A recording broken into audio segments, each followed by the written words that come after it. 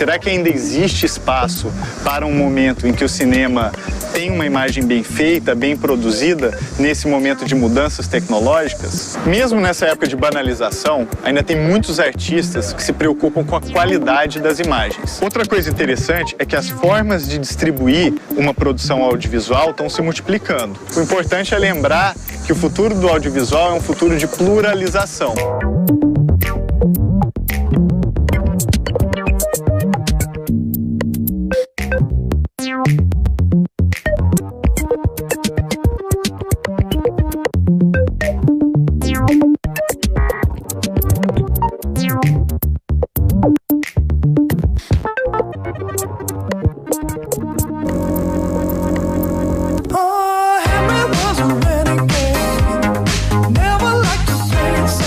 O cinema sempre teve um papel muito importante dentre todas as artes. Só que a gente está vivendo um momento em que as imagens estão cada vez mais banalizadas, o que faz com que a gente tenha que cada vez mais repensar o papel dessa imagem mais bem produzida em relação a essa imagem fast food que a gente recebe pela internet e por todas as outras mídias. Será que ainda existe espaço para um momento em que o cinema tem uma imagem bem feita, bem produzida, nesse momento de mudanças tecnológicas?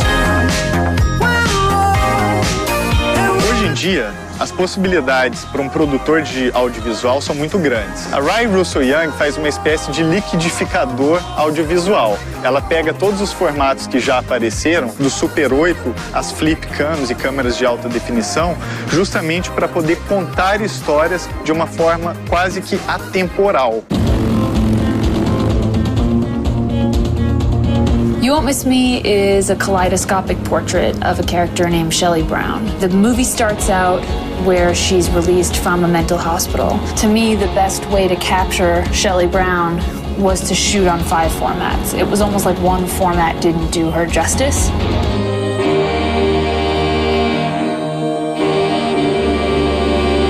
Formats, each format embodying a different emotional state and psychological state, felt like they would allow the audience to not only see her experience, but to feel her experience.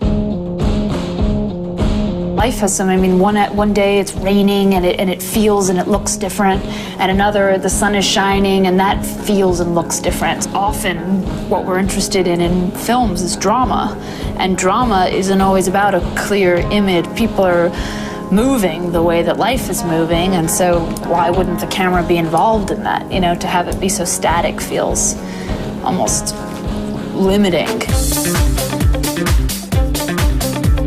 Uma das coisas interessantes é que, para quem faz audiovisual hoje, os públicos, eles estão se multiplicando.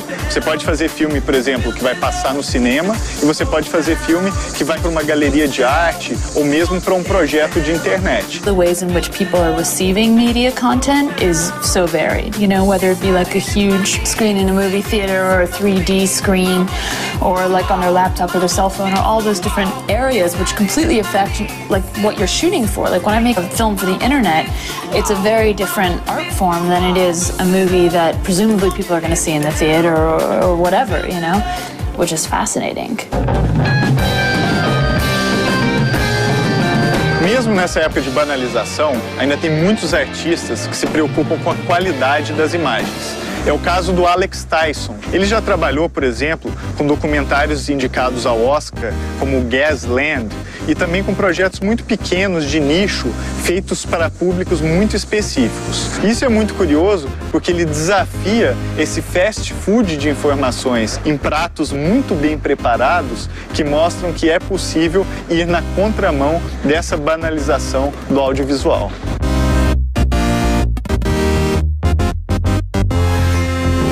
There's no story arc, there's no narration, there's no actors, there's no script. It's basically a composition where we tried to build visual and auditory elements to guide the viewer on a sort of journey where they feel like they're a part of something.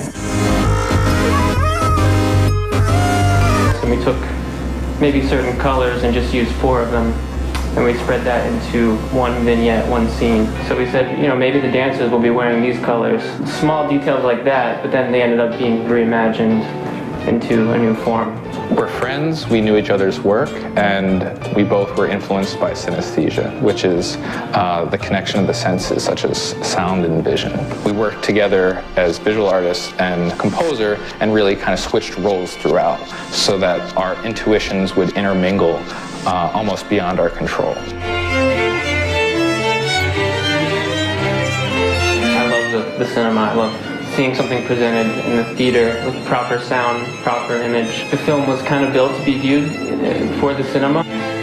The amount of effort and the care that was taken for the tiniest details of sound, frequencies, and and the exact color relationships. You want it to be appreciated with all this sensual glory. And there's all sorts of problems with aspect ratio on the computer or YouTube compression. We still have this sort of romantic idea that you can watch it in a cinema and it'll render the best way. Outro artista que acredita muito no poder da imagem é o Doug Aitken. E ele faz produções que são para serem exibidas fora da sala de cinema. Ele ficou muito famoso justamente por uma obra em que ele projetava nas paredes do Museu de Arte Moderna de Nova York filmes sobre o cotidiano de alguns atores bastante conhecidos, como Donald Sutherland ou a Tilda Swinton. E é interessante porque até o nosso Seu Jorge também era projetado em um desses filmes que ficavam na cidade, visíveis para qualquer pessoa que estivesse passando. É interessante porque ele brinca com a própria geografia do cinema, tirando o cinema, por exemplo, de estar necessariamente numa sala escura e fechada e jogando aquilo para as ruas da cidade e até mesmo para outros espaços públicos. Ele já fez trabalhos na África e em vários países em que ele brinca com isso, com um espaço onde a imagem é captada e é exibida. E é isso que faz o trabalho dele ser tão interessante. There's so much that can be done with the interaction between audiences and films. We're continuing to expand the world of what's possible in entertainment and art, and how that can kind of echo itself, not just on screen, but actually break the walls of the screen and begin to affect human beings in their real lives.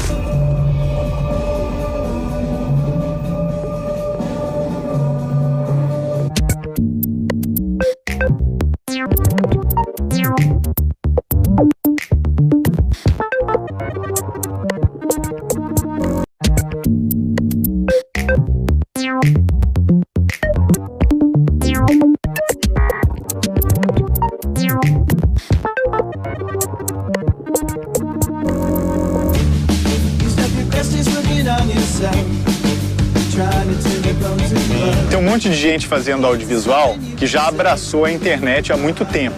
Um exemplo é o Brett Gaylor, que fez um documentário muito bacana chamado RIP, a Remix Manifesto, que tinha exatamente a ideia de mostrar como é que o audiovisual é mudado, por exemplo, pelos direitos autorais.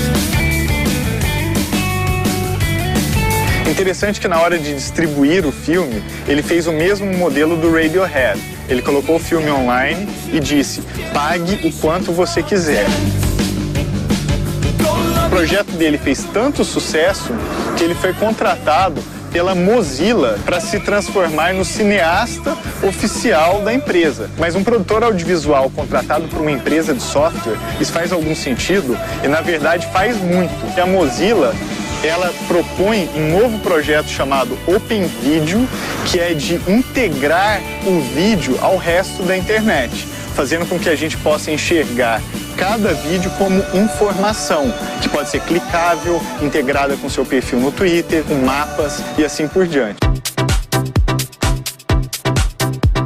Outra coisa interessante é que as formas de distribuir uma produção audiovisual estão se multiplicando. Um exemplo é esse cineasta chamado Vincent Moon, que acabou rodando o mundo em busca de artistas musicais em vários lugares. Ele criou uma espécie de exibição público-privada, em que ele coloca o filme na internet, mas ele só entrega o filme se você se comprometer a organizar uma exibição na sua casa com pelo menos 4 pessoas e aberta a participação de quem quiser se juntar para assistir o filme. Mais de 500 exibições foram feitas no mundo inteiro, criando uma espécie de um mini cinema na casa das pessoas, onde qualquer pessoa pode ir lá para assistir um dos filmes do Vincent Moon. Com a tecnologia se democratizando, qualquer pessoa pode pegar as ferramentas que a gente tem à disposição, por exemplo, telefones celulares, para as finalidades mais diversas possíveis. Uma experiência muito interessante tem sido feita pelo jornalista Bruno Torturra no Brasil. O que ele está fazendo é, por exemplo, cobrindo grandes eventos públicos como a Marcha da Maconha a partir do ponto de vista dele. Então ele foi para as ruas de São Paulo, pegou o celular, transmitiu tudo ao vivo e você da sua casa podia acompanhar o ponto de vista dele. Eu sempre fui repórter, não sou jornalista de formação. Virei isso porque eu gostava de escrever. Eu sempre cobri política de drogas, né? E aí eu fui na Marcha da Maconha. Não foi nada planejado. Entrevistei muita gente que estava lá. Quando eu cheguei em casa, é que eu percebi o que tinha acontecido. Fez com que as pessoas pudessem se sentir um pouco mais parte daquilo, que eu acho que o streaming tem essa capacidade, não só por ser ao vivo, mas por ser uma coisa mais lá em casa mesmo. O cara sente que é um amigo, assim, que é um cara normal. With this accessibility, it seems like we feel the need to document everything more and more. Everybody has that instinct to record their life in some way as they live it. And images is what makes sense now. That is the mechanism that everybody has chosen to record themselves. Now people share it with each other. And so there's becoming this like kind of collective memory, but still very personal. We'll probably see all sorts of revolutions in the way people can capture information because of the portability of technology. Anybody can record something in 2 seconds after they turn on their cell phone. They can capture something that's happening right in front of them that no one was prepared for. Não tinha uma pressão de uma TV, de uma audiência, daquela solenidade que a televisão tem, né? Você vira um jornalista subjetivo, você está inserido na coisa de uma maneira muito maior, muito mais orgânica. E quase ninguém está percebendo que você está cobrindo aquilo ali. É interessante porque nesse momento de banalização do audiovisual, a discussão da qualidade parece estar cada vez mais presente. Mas o que é importante lembrar é que hoje em dia não existe mais um juiz para a qualidade ou um árbitro que decide o que é bom e o que é ruim. O importante é lembrar que o futuro do audiovisual é um futuro de pluralização. Eu acho que tem espaço para todo mundo e quanto mais produção, na verdade, melhor. Cada pessoa pode ser um programa de TV. Você pode ser um âncora muito bem sucedido com 300 pessoas que te assistem semanalmente. Você achou um grupo de 300 pessoas que querem ouvir as suas ideias, que mais do que isso, vão te devolver ideias também. There's so many options of experience and like different art forms that can really begin to come from all of this technology. I mean, that's kind of how video games operate, you know? You feel you have choice while you interact with them. You're like, I want to go to the left or I want to go to the right. And I think the opportunity to add gaming elements into movies and vice versa is really exciting. It's a super exciting time.